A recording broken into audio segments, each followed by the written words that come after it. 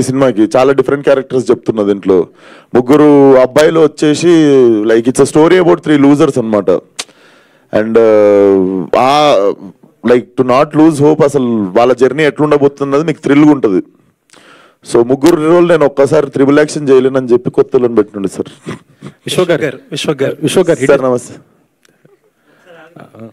విశ్వగారు sir చెప్పండి sir. జనరల్గా ప్రతి సినిమాకి అంటే మీరు ఓన్గా ప్రొడక్షన్ హౌస్ పెట్టుకోవడమే చాలా ఎర్లీ అనుకుంటారు. పైగా ఆ పంచాయతీలు అన్నీ తెలిసినాయి మీకు. ప్రతి సినిమా రిలీజ్ ముందు ఒక రకమైన స్ట్రగుల్, గొడవ అన్నీ అనుభవించి ఇక్కడికి వచ్చారు సార్. అలాంటిది జనరల్గా చాలు అనుకోవాలి కదా, ఇంకొక సినిమాకి చేయడానికి ఇప్పుడే టూ ఎర్లీగా కాదు. ఇది ఓన్గా వేరే వాళ్ళతో పెట్టి, కొత్త వాళ్ళతో పెట్టి చెప్తున్నా సార్. నాకు తెలుసు ప్రశాంతంగా ఉంటుంది, ఉత్తే యాక్టింగ్ చేసుకొని ఇంటికి పోయి పండుకొని లేచి మళ్ళీ షూటింగ్కి పోవచ్చు పొద్దున్న లేచి. కానీ ఇదేందో నాకు తెలియదు, చాలా ఇష్టం ఇది, ఇట్లాంటి పనులు చేసిండు నాకు. నేను స్కూల్ ఉన్నప్పుడు కూడా నేను సోనీ చిన్న చిన్న డివిడీలు ఉంటుండే కదా, సోనీ కెమెరాలో చిన్న హ్యాండ్ క్యామ్ వస్తుండే డివిడీలు. నేను అది మా ఫ్రెండ్ మా డాడీ వాళ్ళ ఫ్రెండ్ కొనుక్కుంటే కూడా నేను 6th క్లాస్లో కూడా షార్ట్ ఫిల్మ్లు తీసిన. అప్పుడు ట్రాక్ అండ్ ట్రాల్ ఈ షార్ట్లో లేకపోతే మనం చిన్నకున్నప్పుడు సైకిల్ ఉంటుంది కదా, సైకిల్ వెనక సీట్కి హ్యాండ్ క్యామ్ పెట్టి నేను ఇట్లా ట్రాక్ షాట్, హ్యాండిల్ కట్టేసి ఛార్జింగ్ షాట్లు తీస్తుండే. సో అదంతా ఎందుకో తెలియదు కానీ, అంటే అవన్నీ బాగా రాకపోతుండే, డెలిట్ చేసేస్తుండే దాని తర్వాత. కానీ ట్రయల్ అండ్ ఎర్రర్ మెథడ్ నాకు ఎందుకో ఇప్పుడు దీన్ని మంచిగా లాంచ్ చేయొచ్చు అనిపించింది. అండ్ చాలా ఎగ్జైటింగ్ ఉంది కొంచెం. గ్యాంగ్స్ ఆఫ్ గోదావరి డిసెంబర్లో రిలీజ్ చేయకపోతే ప్రమోట్ చేయనన్నారు. ఇప్పుడు ఏంటి మరి? అంటే ఏ ఇయరో చెప్పలే కదా సార్ నేను. ఇప్పుడు అంటే నెక్స్ట్ ఇప్పుడు అంటే ఫిబ్రవరిలో రాదా? 2024-25 చెప్పలే కదా సార్. ఇప్పుడు నెక్స్ట్ డిసెంబర్కి వెళ్తారా? అయితే నెక్స్ట్ డిసెంబర్కి వెళ్తారా? డిసెంబర్ కంటే ముందు వస్తుందని చెప్తున్నా.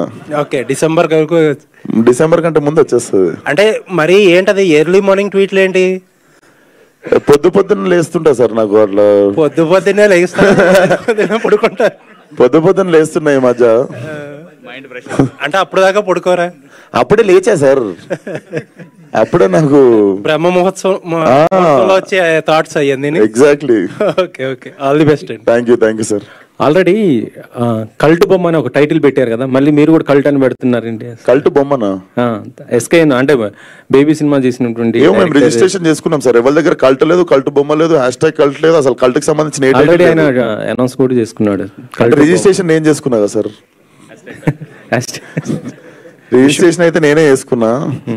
విశ్వక్ సార్, ఇప్పుడు పెద్ద హీరోలు అంటేనే సినిమాలు నడవడం లేదు, 25 మంది కొత్త వాళ్ళతో చేయడం అనేది రిస్క్ కదా.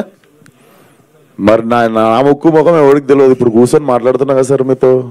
సినిమాలు ఉండాలి మ్యాటర్, అది ఇంకా అంటే ప్రొడ్యూసర్ గా రిస్క్ సార్. చాలా సార్లు వర్కౌట్ అయింది సార్. శేఖర్ కమలా గారు 2-3 సార్లు వర్కౌట్ చేసి చూపించారు. మొన్న మ్యాడ్ వచ్చింది, చూడలేదా? సినిమాలో మ్యాటర్ ఉండాలి డెఫినెట్లీ. దీంట్లో అది ఉంది, మీకు కడుపు చెక్కలైతే అవుతుంది. అయితే మీరు పడ్డ అవస్థలు కొత్త వాళ్ళు పడకూడదు అనే అంత